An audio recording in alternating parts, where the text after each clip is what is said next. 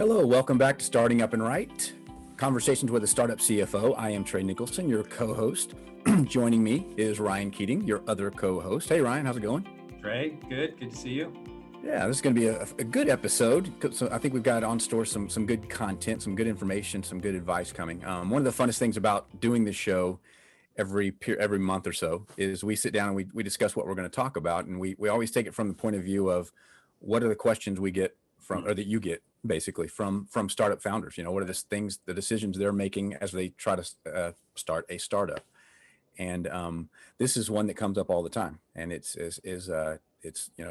basically they're trying to grow a team. They've got to put together payroll and benefits, and they're faced with kind of the decision: do I go with a PEO or do I go with another alternative to a PEO? Right. To PEO or not to PEO is kind of the question at some point.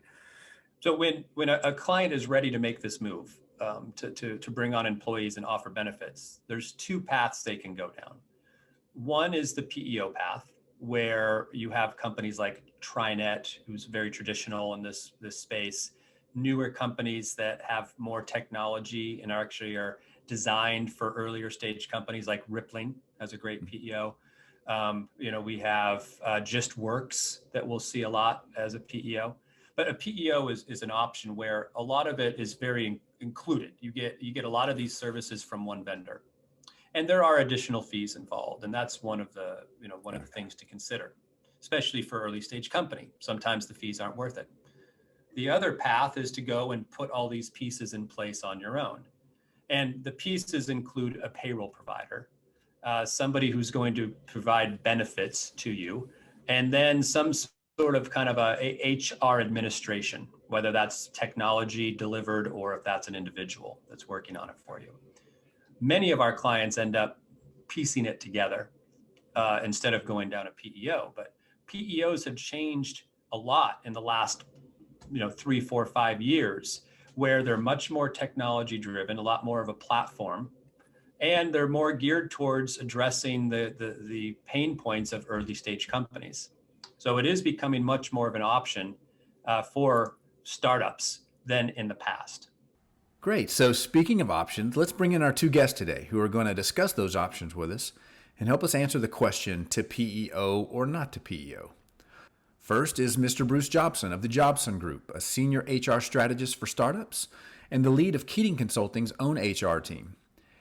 And Mr. Ronald Bland, president of Bay Area firm AEIS, a firm that specializes in advising and designing benefits and insurance solutions for startups and small to mid-sized companies.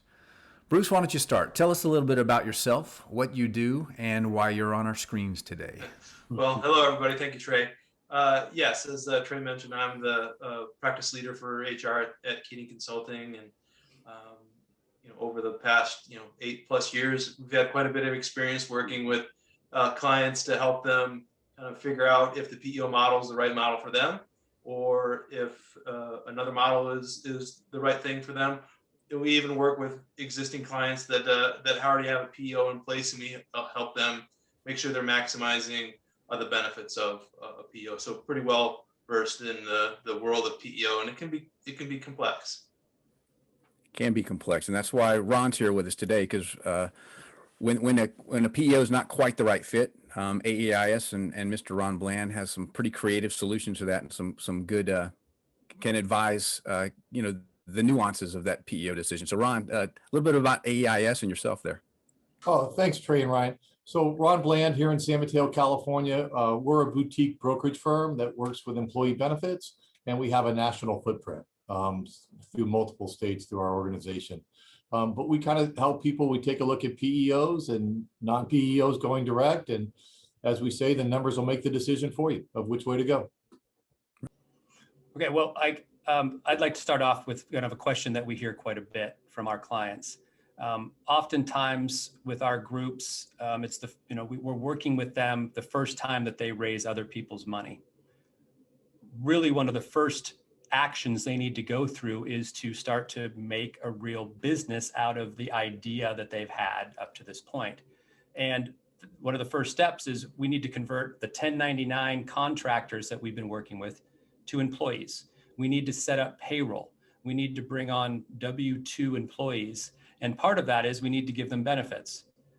Usually when this happens, we're talking about small single digit number of people, 2 people, 5 people, 7 people. So oftentimes they'll ask me, what do we do? How do we start? And oftentimes they're like, is a PEO the right way to go? And even Ron, I'd love to even understand what does PEO stand for people that are out there listening. Yeah, right? What's the real gist of PEO. it? Yeah. And then what's the other option, right? I'll advise them that there's really 2 paths, PEO versus piecing it together. But can you give some context into what that means? And again, thinking very kind of this first step, they're like, I'm ready to bring on employees. I'm ready to start offering benefits. Where do I go from here? So a PEO means professional employer organization. And there's like 5 or 6 PEOs that we work with. And what they do is they combine small and medium-sized business together to give you creative business solutions. With that comes an administrative fee, right? So we have to take a look at that. So there's HR solutions, payroll solutions, and also employee benefit solutions that you'll get the large group rates. We find for the more micro groups, the ones of 2 to 5, most of the PEOs don't want to deal with them, but if they do, they charge them higher rates.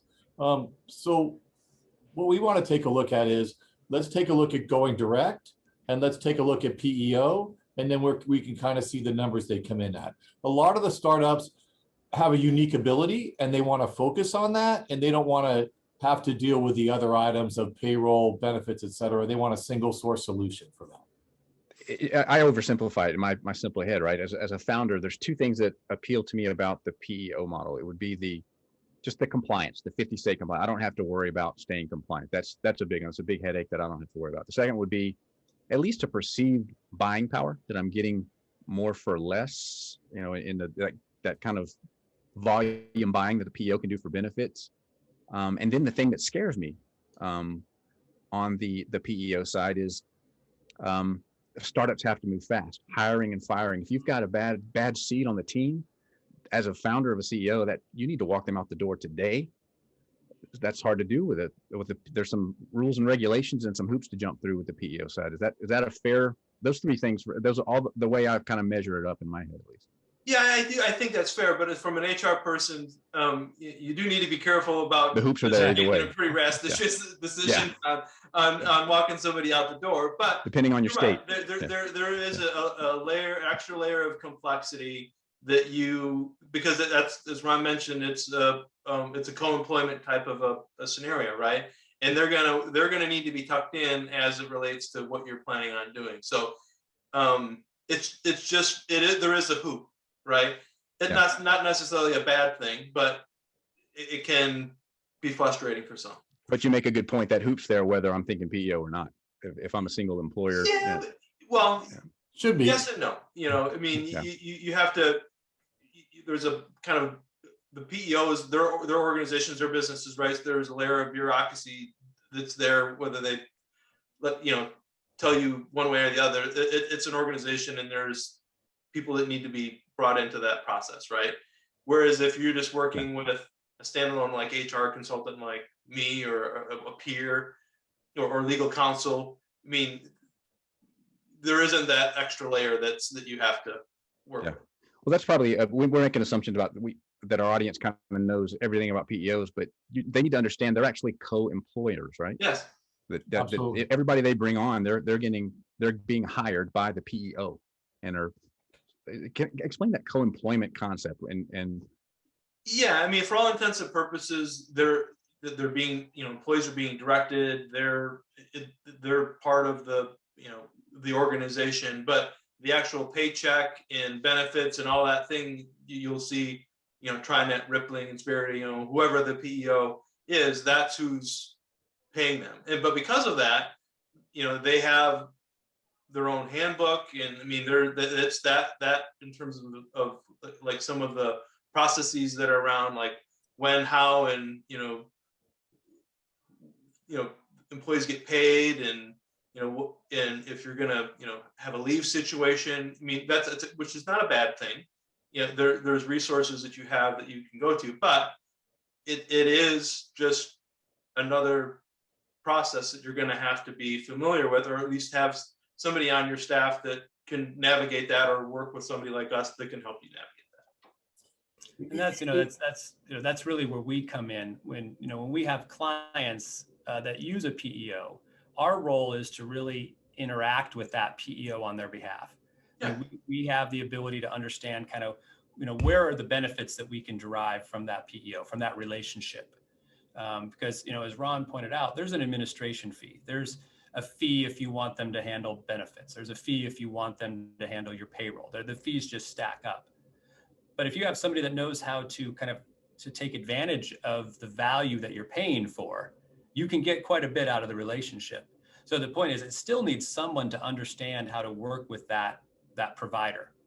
It's not just something you can put in place and it just, it will run things. It will allow you to bring on people and offer benefits and run payroll. But if you really have someone, whether that's in-house or someone like us, that can interact with that platform for you, you can get quite a bit of value out of it because you're paying for it anyway.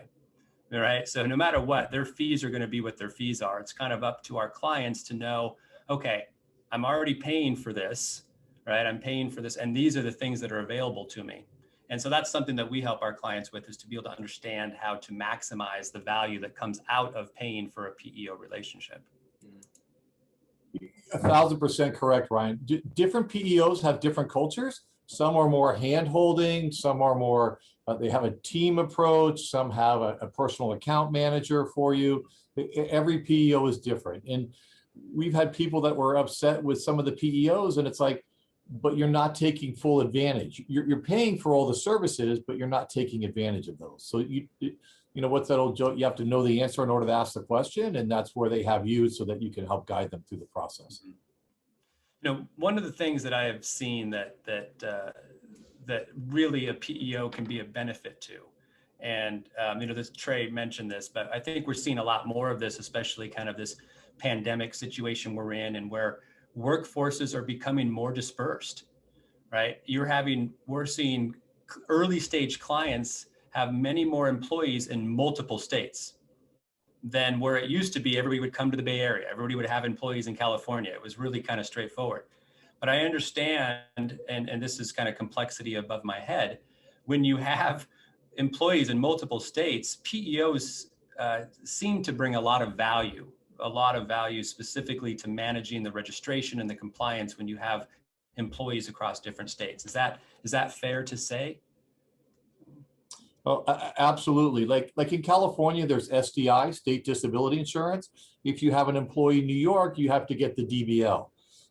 Bruce worked with one of our clients that went to Hawaii, and they have TDI, total disability insurance. And what a nightmare, because even though you might have a Blue Cross program here in California that'll cover you in Illinois, it doesn't cover you in Hawaii. You have to go with one of Hawaii, Blue Cross and Kaiser. And Bruce can add a little color commentary to that of doing business with Hawaii, but it's just different states. Washington has a long-term care program. It's just, you don't know the laws. Yeah, and that's the beauty of, you don't have to worry about that stuff. It's not to say that it can't be done, but the value that we bring to our startup clients is we want to take those things off the plate, whether that's working with them through the PEO, or we can certainly do that too, so they can focus on growing the business. I mean, and that's what we like to do. Yeah. So when we started this off, and I'd love to just kind of get your thoughts on this, right? You said there's really two options that people go. It's either going direct or PEO. What does it mean when you say going direct? Like, what's involved in that? What are the pieces that you would need to pull together? So for me, the first step is having an HRIS and payroll system, because again, to take things off the plate of the founder so they don't have to deal with that. Then we try to get to know the culture of the company and what they're looking for. And then we go directly to the marketplace to shop the Blue Cross, the Blue Shield, the United Healthcare, the different health insurance carriers. And if they want ancillary lines, such as long-term disability, dental, vision, et cetera. But what we do is we shop the market and then present them a package to see what they're interested in. But every company is different. Some want the best benefits. Some have a program where they need to be more cost-oriented. So we just have to find out what they're looking for. The same thing when we shop the PEOs for people. It's, what are they looking for? What's the culture? What are they looking to accomplish? Most of the times, as you said earlier, Ryan, is I've got a unique ability. I need to grow this company. I have other people's money. What's the most efficient way for me to do it? Now, Ron, in preparing for the show, you sent over some notes. You have an interesting process where you've had clients that were in a PEO decided to leave the PEO. And so you've basically got a checklist for untangling them for a PEO. It's pretty complex stuff, right? Kind of talk about that process, if you would, a little bit, and what made them make that decision. How did you help them through that process? Did they end up better off outside of the PEO? So this one company the latest company that we just did was they were growing up that they wanted to have a Bruce on site, more consulting arrangement, and they didn't like the fees because they were getting up there for that. On some of the PEOs, not all of them is, they rate you by your health insurance, that is by your claims. So some of the carriers got a 3 to 4% rate increase, and one client, Bruce, they got a 51% rate increase. So they wanted to get off. And in going off, you have to take a look, who's going to handle the workers' comp, who's going to handle the leave management, who's going to handle the HRIS system, the payroll, who's going to handle the HR aspect. So we have a checklist of, what is a client's responsibility? What's the third-party administration? I'll need to get my EPLI, Employees Practice Liability Insurance, because that's required by the PEOs. They all make sure you have that now. But just to go through a process to make sure that everything's covered for that aspect. And I was just going to say, I mean, the numbers do the talking, right? And there's this is really more Ron's arena versus mine, but he mentioned that most of the PEOs have kind of what's called a composite rate, or like a number for in terms of like a dollar amount that they'll pay for benefits across the board for the plan, not based off of age, right? So if you're a relatively kind of young company that has a younger workforce, you very well may be subsidizing, because that's the decision you go with the PEO. You may find that just from a pure dollars and cents perspective, the PEO may be a more expensive option, and it may be worth it, right? But that's what we help them kind of like prioritize it. Does that make sense for you right now in your trajectory, or does it make sense to go direct, as Ron mentioned? That's interesting. Yeah, most startups, they just demographically are younger people, right? Younger humans. And if there's a very good chance they are subsidizing the pyramid to a certain degree, joining a PEO, right? And going direct, as Bruce said, it's age rated. The 20-year-old is cheaper than the 30-year-old, is cheaper than a 40-year-old. But when you go with a PEO, you get composite rates. And again, you can't say one's better than the other until you evaluate both sides and see what's going on. But sometimes people just outgrow a PEO because they want the flexibility of going direct and tailoring their own models. But sometimes people like the convenience of not having it on their plate, that they can focus again on their unique ability. Along that thought process, do you see that there is a natural level of employees that a PEO makes more sense, or maybe even a level below which it just doesn't? At 5 employees, that's like the minimum, but the fees are really expensive, the administration fees. So you're going to want to make sure you're going to have some rapid growth, because as your number of employees grow, they drop the administration fee. More economical. Make sure you had that. On a per employee per month basis, which is how absolutely correct. Yes. Yeah. But we've seen someone's like, why are you spending so much money on you could easily outsource Bruce for the cost of what a 5 or 6 person firm cost on there. Some PEOs are only tens of minimum. So just different PEOs work differently for that aspect. So in that case, then, do you see where companies might start on a going direct method and then kind of grow into being able to take advantage of a PEO? Yes, if they don't have a Bruce and they start to get out of control and they start to become problems, it's amazing how a lawsuit or a bad apple employee will get you to go to a PEO to take it off there. And with that is, one of the questions we always ask people to ask the PEO is, walk me through the process if I have an HR program. Am I going to get a phone call? Am I going to get on site? Walk me through what's going to happen. How soon should I expect a phone call? Is it a team, or do I get an individual person like Bruce assigned to me? Those are the questions that we want, but we know the answers, but we want the founder to find out from the PEO. One of the things that we do at our firm is we really look towards technology to help us make our jobs, like especially the transactional aspects of our jobs, kind of shifting to technology so we can focus more on the advisory piece. One of the things that we've noticed, especially in the last 4 or 5 years, is there have been some really interesting new companies coming into this space, if you will. These came to market to try to be more appealing to smaller companies, to try to be more appealing, I think, with a technology solution as opposed to kind of the older way that PEOs have been positioned.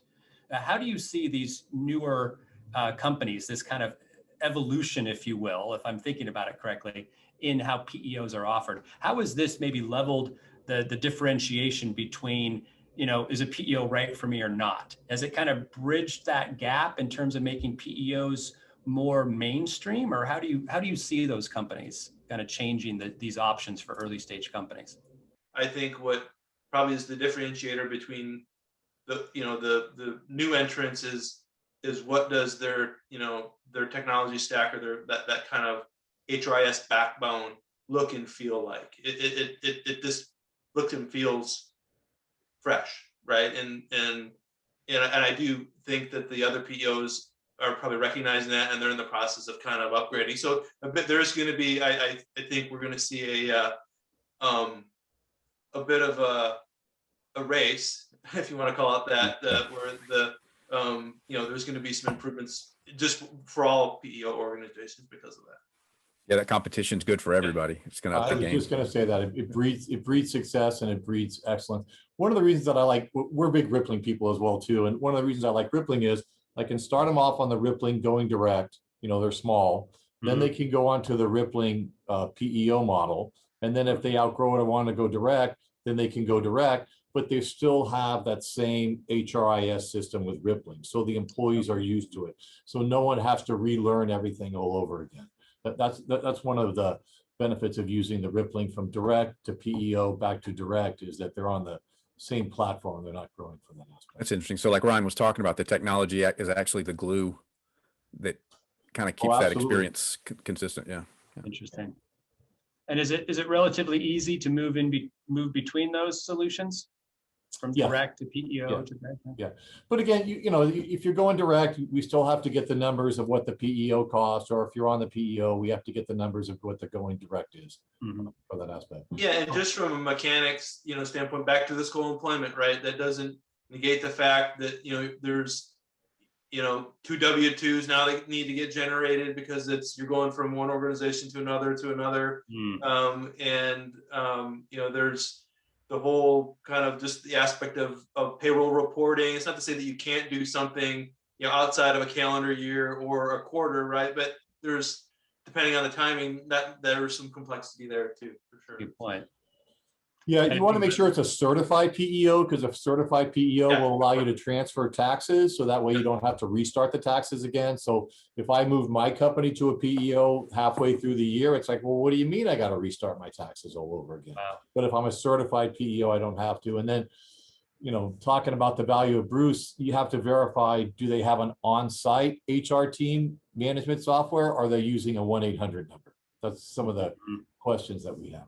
Let's talk. That's a good point. Talk more about service, because there's a common denominator here where PEOs have a lot of advantages if you have somebody on your team that knows how to take advantages of those. If you have somebody on your team that can kind of fill the service gap, if there's an 800 number approach, you need to still have somebody that's there to answer questions and give a personalized touch. And I know, Ron, that's something that AEIS is very in tune with. That personalized touch is something you kind of differentiate.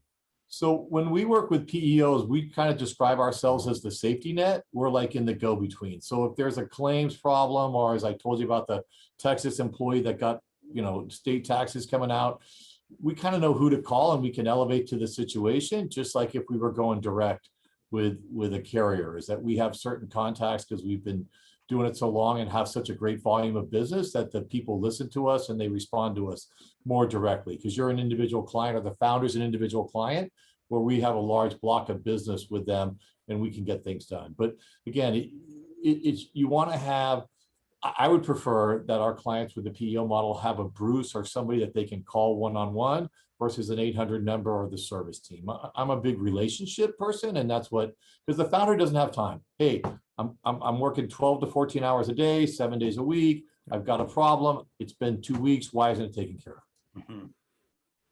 That's a common problem at Keating all the time, right? There's a very easy decision when you're 2 to 3, you're the engineering founders, real easy just to kind of pull the trigger on a solution.